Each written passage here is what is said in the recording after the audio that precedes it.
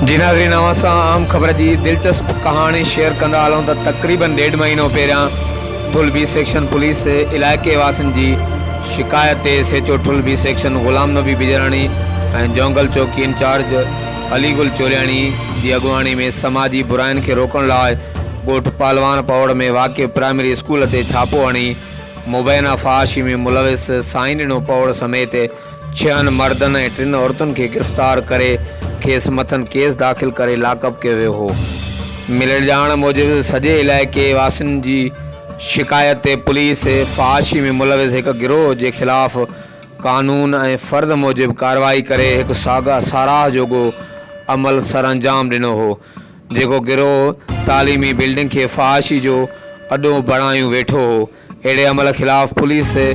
क़दम खणी सालनि खां हलंदड़ फहाशी जे अॾे खे ख़तमु कराए स्कूल में थींदड़ फहाशी खे रोके साराह जोॻो कमु सरअंजाम ॾिनो हो।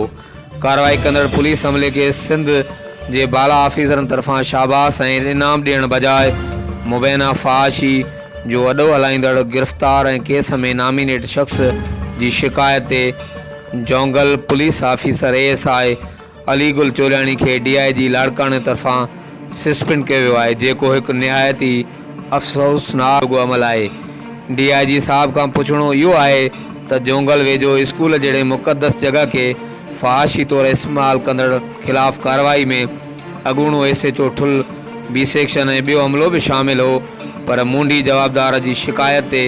बिला वजह हिकु ASI खे सस्पेंड करे कहिड़ो तारीख़ी कारनामो सरअंजाम ॾिनो वियो आहे। यकीनन DIG लाड़काणो जे अहिड़े अमल सां सिंध पुलिस जी साख सख़्तु मुतासिर थी आहे। सिंध पुलिस जी साख बहाल करण लाइ DIG लाड़काणो खे पंहिंजे फ़ैसिले ते नज़रसानी करण जी ज़रूरत आहे। हर वक़्तु आगाह रहण लाइ ॾिसंदा रहो JTN वेब न्यूज़।